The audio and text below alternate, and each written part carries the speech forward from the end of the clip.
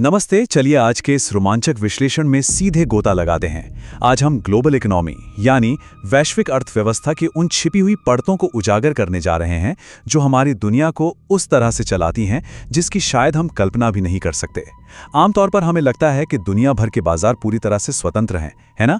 लेकिन हमारे सामने मौजूद स्रोत एक बिल्कुल ही अलग कहानी पेश करता है। आज हम ब्लैक रॉक नाम की एक बहुत ही विशाल संस्था और एक बेहद शक्तिशाली एआई सुपर कंप्यूटर अलादीन यानी ALADDN की दुनिया में कदम रखेंगे। यकीन मानिए, ये एक ऐसा विषय है जो आपको ये सोचने पर मजबूर कर देगा कि दुनिया आखिर चलती कैसे है। रोजमर्रा की जिंदगी की आम धारणाओं को चुनौती देने वाले इस उदाहरण को देखिए। जरा सोचिए, जब हम किसी सुपरमार्केट में जाते हैं तो ऐसा लगता है जैसे हमारे पास चुनने के लिए अनगिनत विकल्प मौजूद हैं। कोका कोला लें या पेप्सी, एप्पल इस्तेमाल करें या माइक्रोसॉफ्ट। ये फ्री मार्केट का एक एकदम परफेक्ट उदाहरण लगता है, लेकिन स्रोत के मुताबिक ये काफी हद तक केवल एक विकल्पों का भ्रम है। एक ऐसा भ्रम जो हमें ये विश्वास दिलाता है कि हम आजाद होकर अपनी पसंद तय कर रहे हैं, जबकि पर्दे के पीछे का सच तो कुछ और ही है। अगर हम पैसे के वास्तविक फ्लो को ट्रैक करें तो एक हैरान करने वाली सच्चाई सामने आती है। जिन कंपनियों को हम एक दूसरे का कट्टर प्रतिद्वंदी मानते हैं, उनके सबसे बड़े मालिक वास्तव में एक ही हैं। इन्हें संस्थागत निवेशक या इंस्टीट्यूशनल इन्वेस्टर्स कहा जाता है।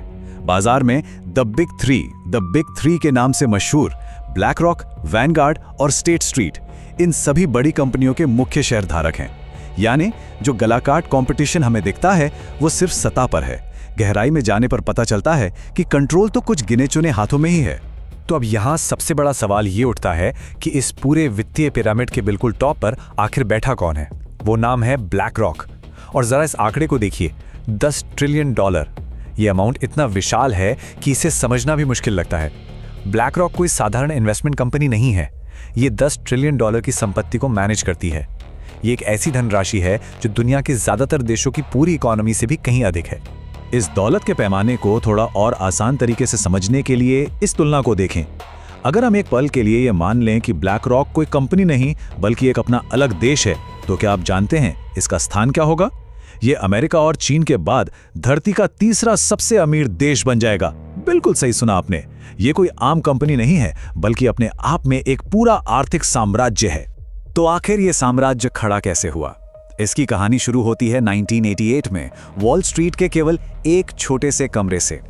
इसके फाउंडर लैरी फिंक ने अपनी पिछली कंपनी में खराब रिस्क मैनेजमेंट के कारण भारी नुकसान उठाया था। उस नुकसान से सबक लेते हुए उन्होंने तय किया कि ब्लैक रॉक की पूरी नींव अति उन्नत जोखिम विश्लेषण यानी हाइपर एडवांस्ड रिस्क एनालिसिस पर रखी जाएगी। आज वही लैरी फिंक दुनिया के सबसे शक्तिशाली लोगों में गिने जाते हैं।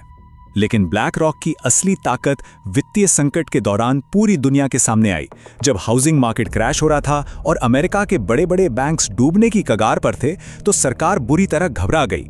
फेडरल रिजर्व को यह एहसास हुआ कि इन जहरीले सब प्राइम मॉर्गेज को सुलझाने के लिए उनके पास न तो कोई तकनीक है और न ही डेटा।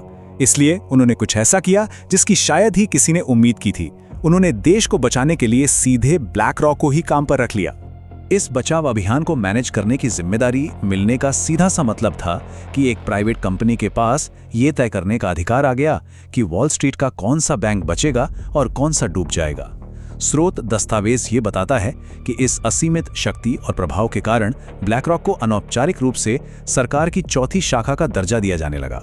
जरा सोचिए, एक प्राइवेट कंपनी देश की अर्थव्यवस्था का भविष्य तय कर रही थी, और उनका यह प्रभाव सिर्फ बैंकों तक सीमित नहीं है। आज द बिग थ्री अमेरिका की टॉप 500 कंपनियों में से 88% के सबसे बड़े शेयरधारक हैं।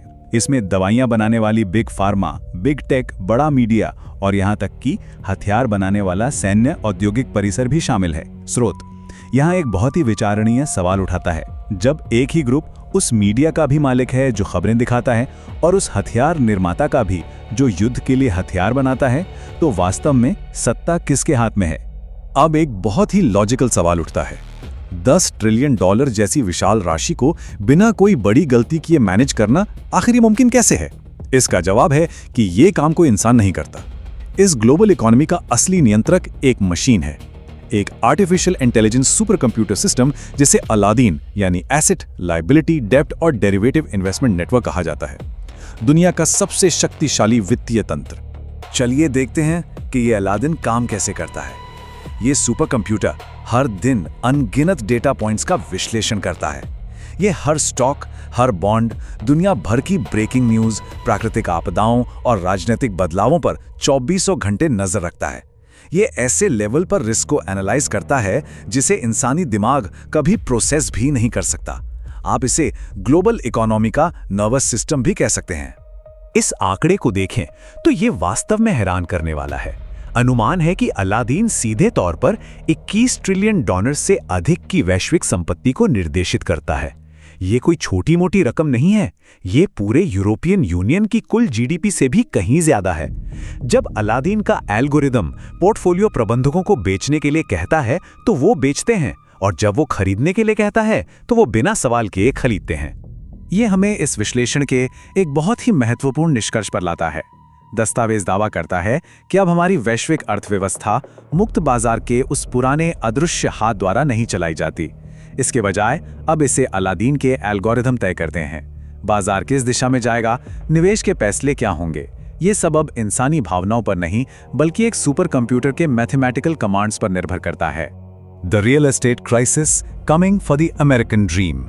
चलिए अब वैश्विक स्तर से अपना ध्यान थोड़ा स्थानीय स्तर पर लाते हैं, जहां संस्थागत निवेशक हाउसिंग मार्केट में बहुत तेजी से उतर रहे हैं। हो ये रहा है कि आम मध्यम वर्गीय परिवारों को उनके खुद के घर खरीदने के सपने से बाहर किया जा रहा है।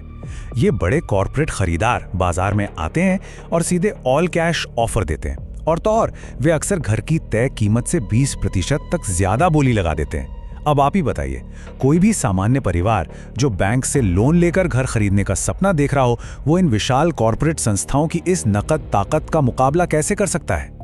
वॉल स्ट्रीट ने यह बहुत अच्छी तरह से समझ लिया है कि लोगों के घर खरीदने के इस सपने को खरीद लेना और फिर उन्हें ही जीवन भर के लिए वो घर किराए पर देना अत्यधिक लाभदायक है। स्रोत का तर्क है कि ये प्रक्रिया पूरी व्यवस्था को बदल कर रख रही है। एक ऐसा समाज जो कभी मकान मालिकों का समाज हुआ करता था, उसे एक स्थायी किराएदारों के समाज में बदला जा रहा है, जहां आम लोगों के पास खुद की संपत्ति नहीं होगी, बल्कि वे केवल अपना जीवन किराए के भुगतान में ही बिता देंगे। और ये हमें इस चौंकाने वाले विचार की ओर ले जाता है। स्रोत इस पूरी स्थिति की तुलना मध्य युग से करते हुए इसे नव सामंतवाद यानी नियो फ्यूडलिज्म के एक नए युग की शुरुआत कहता है।